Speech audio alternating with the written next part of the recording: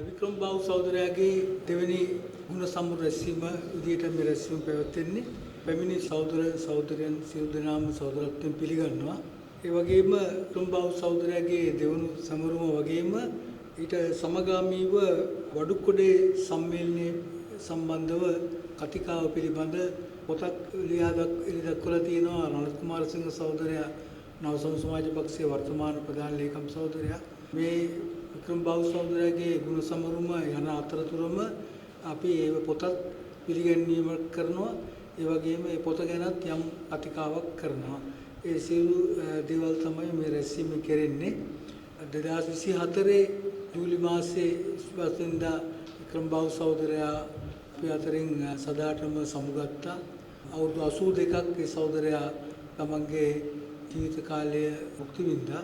වික්‍රම බාහු සහෝදරයා ඒ අවුරුදු 82 තුල මෙරටේ වාමාංශික ව්‍යාපාරයේ සහ දේශපාලනයේ ප්‍රධාන භූමිකාවක් කරපු සහෝදරයෙක් විදිහට තමයි මම දකින්නේ. මොකද 1962 පමණ ශිෂ්‍යයෙක් විදිහට ලංකා සමාජ පක්ෂයට සම්බන්ධ වෙච්ච වික්‍රම බාහු සහෝදරයා 2024 විතර වෙනකම්ම ක්‍රියාකාරී දේශපාලනයේ යෙච්ච සහෝදරයෙක්. එතකොට 1962 ඉඳලා 2024 කියන විශාල කාල පරිච්ඡේදයේම වික්‍රම බාහු සහෝදරයා දේශපාලනයේ යෙදුණා. වික්‍රම බාහු සහෝදරයා ඒ වගේම ලංකා සමාජ පක්ෂයෙන් ශිෂ්‍යයෙක් විදියට ශිෂ්‍යාංශයට සම්බන්ධ වෙලා ඒ අනතුරුව විශ්වවිද්‍යාලය තුල සමාජ පක්ෂයේ දාගෙනච්ච සභාග දේශපාලනයට විරුද්ධව යම් අරගලයක් දියත් කරලා ඒ අරගලය තුල ඉඳගෙන යම් කණ්ඩායමක් ගොඩනගාගෙන ලංකා සමාජ පක්ෂයේ ප්‍රධාන මතවාදයට එරෙහිව කටයුතු කරලා ඊළඟට ලංකා සමාජ පක්ෂයෙන් 1975 පමණ සහෝදරයා ඇතුළේ කණ්ඩායම නිරපවනවා.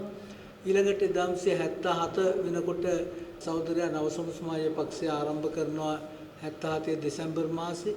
ඒ අනුව ගත්තාම 1977 ඉඳලා නව සමාජ පක්ෂයේ විදියට වැඩ කටයුතු කරන්න වික්‍රම බාහු සහෝදරයාට හැම කාල පරිච්ඡේදයකම අවස්ථාව ලැබුණා. ඊළඟට මේ වඩුකොඩේ සම්මේලනය පිළිබඳ අපි මේ එළිදක්වන අද පොත් පිංච ගත්තාම වඩුකොඩේ යෝජනාව 1976 පමණ ශ්‍රී චෙල්ලනායකම් මැතිතුමා එළිදක්වා මේ වඩුකොඩේ කියන ග්‍රාමයේ තමයි මේ සමුළුව තිබුණේ. ඒකදී චෙල්ලනායකම් ප්‍රධාන පිරිස යෝජනාවක් ඉදිරිපත් කළා. මොකද ඒ අය 58 බණ්ඩාරනායක චෙල්ලනායකම් ගිවිසුමට උර දුන්නා. ඒක අසාර්ථක වුණා. ඊළඟට 65 ඩලි චෙල්ලනායකම් ගිවිසුමට උර දුන්නා. ඒකත් අසාර්ථක වුණා. ඒ තත්ත්වය තුළ චෙල්ලනායකම්ට සිද්ධ වුණා මේ යෝජනාවලියක් ඉදිරිපත් කරන්න මේ රටේ උතුරු නැගෙනහිර දෙමළ ජනතාවගේ අයිතිය සහ ඒ සහෝදරුන්ගේ ක්‍රියාත්මක වීම සම්බන්ධව. එතකොට මේ යෝජනාව වාමාංශිකයෝ විදියට අපිත් හැමදාම දැකපු දෙයක් තමයි මේ රටේ ජාතීන් අතර සහජීවනය සහ පාලන බලයක් වගේ දෙයක් ඇතුව මේ රටේ ජාතීන් දෙකක් තුනක් එක්සත් කරලා මේ රටක් මොනම සංවර්ධනයක්වත් කරන්න බෑ කියන අදහස. ඒ අනුව ගත්තාම අපි දැක්ක දිගින් දිගටම මේ රටේ ධනපති පන්තිය සාකච්ඡා පවත්වනවා, විසඳුම් දෙනවා, ඊළඟට යුද්ධ කරනවා. ඒ වගේ විශාල තත්ත්වයන් අපි දැක්කා. ඒ හැම එකකදීම අපි දැක්කා මේ රටේ කොයිතරම් මේ ධනපති පන්තිය මේ ජාතික ප්‍රශ්නයක් විසඳගෙන මේ රට සංවර්ධනයක් කරා ගෙනියන්න කොයිතරම් දුර්වල තත්ත්වයක ඉන්නවද කියන එක අපි දැක්කා.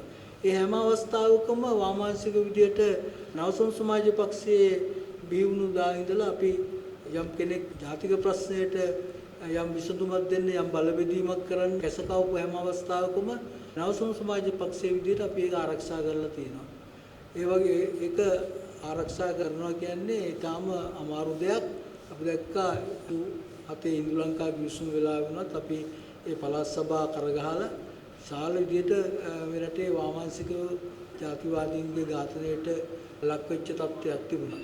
එතකොට ඒකට මුහුණ දෙන්න අවශ්‍ය ක්‍රියාමාර්ග ගැනීමත් ඒ වෙලාවේ පිට සිද්ධ වුණා. හැම වාමාංශික විදියට ඒකට මුහුණ දීලා ඒක අපේ අදහස තහවුරු කරගෙන යන්න. එවැනි දේශපාලන ඉතිහාසයක් තමයි අපිට තියෙන්නේ. ඒකට හැමදාම මේ රටේ ජාතීන් අතර සහජීවනයක්, සහයෝගයක්, අන්‍යෝන්‍ය විශ්වාසයක්, බලබෙදීමක් නැතුව මේ රට ඉදිරියට ගෙන යන්න බෑ කියන එක තමයි වික්‍රමබාහු සහෝදරයා ප්‍රධාන නවසම් සමාජ පක්ෂය දිගින් දිගටම ප්‍රකාශ කළේ. එතකොට ඒක තහවුරු කරන්න දිගින් දිගටම වික්‍රමබාහු සහෝදරයා සටන් කළා. ඒ සටන් වලින් ඒ සහෝදරයා සාල විදියට පීඩනයට ලක් වුණා. ඒ සහෝදරයා වර එක වෙඩි වැදිලා ඊටාම අසහන තත්ත්වයටපත් වුණා. අපි එහෙම ගමනක් ආපු අය. ඉතින් එහෙම තත්ත්වය තුල අද වික්‍රමබාහු සහෝදරයාගේ අද දෙවෙනි සමරුව සමග දෙමළ ජනතාව ඉදිරිපත් කරපු ඒගොල්ලන්ගේ මතය වඩුක්කොඩේ යෝජනාවත් අපිට අද ඉදිරිපත් කරන්න අපි ලෑස්ති කරලා තියෙනවා. ඒ අනුව සහෝදරවරුන්ට මම ආරාධනා කරනවා මහින්ද සහෝදරයාට දෙමළ භාෂෙන් යම් අදහසක් සම්බන්ධව ප්‍රකාශ කරන්න.